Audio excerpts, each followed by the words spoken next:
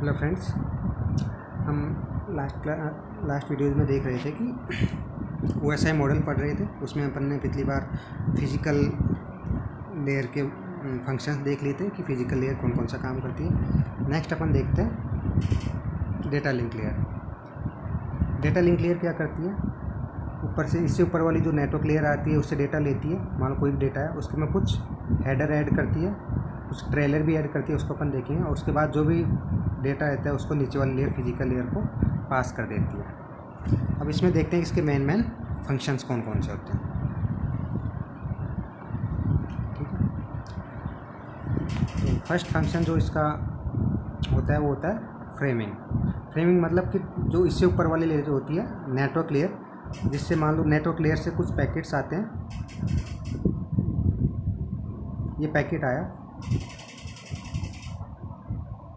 मान लो एक बड़ा सा पैकेट आया, एक डेटा रहता है, उसकी साइज़ ज़्यादा बड़ी रहती है। उसको क्या छोटे छोटे चंक्स में डिवाइड कर लेता है। जो भी डेटा है, मान लो 5 KB का है, तो उसको 1 KB के छोटे छोटे टुकड़ों में डिवाइड कर लेते। तो हर एक जो सेगमेंट रहता है उसको अपन बोलते हैं फ्रेम।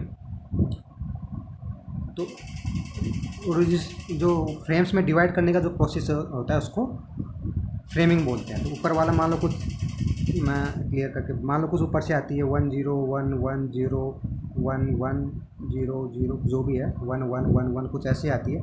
मान लो मैं 8 बिट का कुछ बना लूँ, 0 1 1, तो 8 बिट का एक फ्रेम बना लूँ, 2 2 4 2 6 2 8, एक फ्रेम यहाँ पे बन जाएगा। एक रिमेनिंग मान लो ये 8 ही है, 2 2 4 2 6 2 8, तो ये फ्रेम 1 हो जाएगा, F1, और एक है F2। तो ये फ्रेमिंग का काम ये लेयर करती है। सेकंड जो काम करती है, इसका जो इम्पोर्टेंट जो वर्क है, सेकंड जो इम्पोर्टेंट वर्क है इस लेयर का, वो है फिजिकल एड्रेसिंग। फिजिकल एड्रेसिंग का मतलब होता है मैक एड्रेस। आप आगे हम देखेंगे कि अपने यहाँ पे 3 टाइप की एड्रेसिंग होती है: फिजिकल एड्रेसिंग या मैक एड्रेसिंग या लॉजिकल एड्रेसिंग और पोर्ट एड्रेसिंग। मैक एड्रेस जो डेटा लिंक लेयर में जो डेटा ट्रांसफ़र होता है एक जगह से दूसरी जगह, वो सब फिजिकल एड्रेस के बेसिस पे होता है। हर एक फ्रेम में क्या होता है, हर एक फ्रेम के जो हेडर मैंने बात की थी, हेडर में ये क्या करता है, सोर्स का फिजिकल एड्रेस डाल देता है और डेस्टिनेशन का फिजिकल एड्रेस डाल देता है। तो जो ये काम करता है, ये कौन करता है?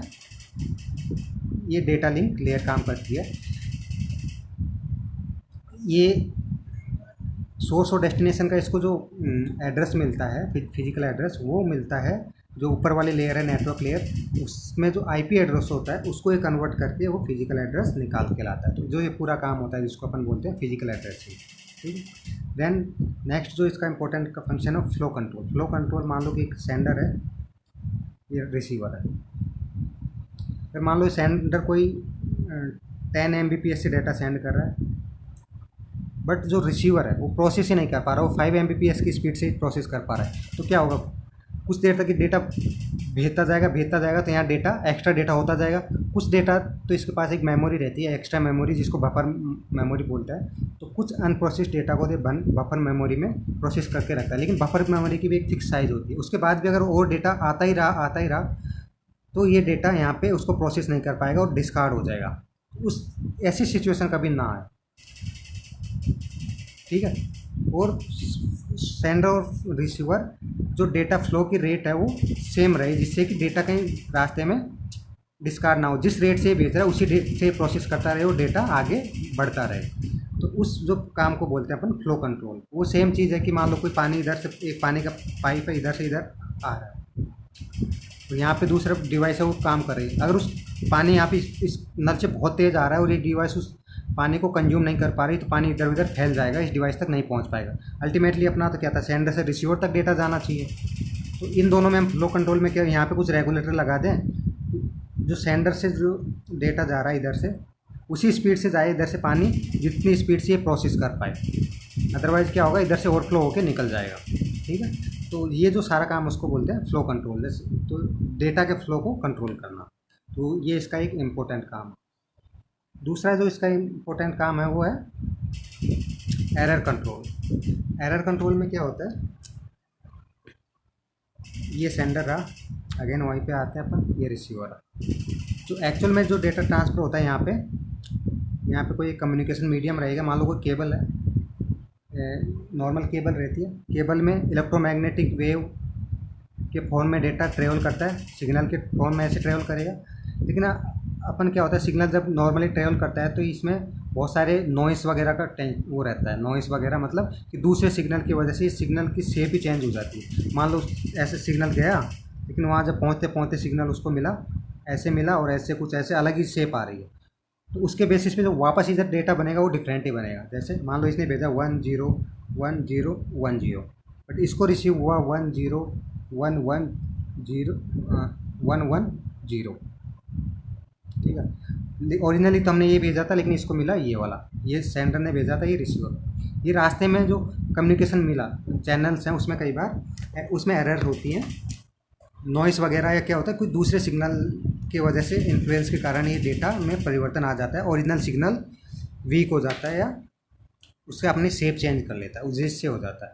तो इस टाइप के एरर आए तो उसको कंट्रोल करने का काम की डेटा लिंक लेयर का वो क्या करती है, वो ये चेक करेगी, ये रिसीवर चेक करेगा कि जो डेटा सेंड किया है क्या वही डेटा है। अगर इसको पता चलेगा वो डेटा नहीं है तो क्या करेगा, इसको डिस्कार्ड कर देगा और इसको बोलेगा दोबारा से डेटा सेंड करके, दोबारा से डेटा सेंड करेगा। ये सब मैकेनिज्म हम जो नेक्स्ट चैप्टर है, जब भी हम डेटा लिंक लेयर जब भी पढ़ते हैं तो वहाँ पे ये सब डिटेल में अपन पढ़ सकते हैं। लेकिन ये इसका मेन एक काम है। नेक्स्ट जो है एक्सेस कंट्रोल।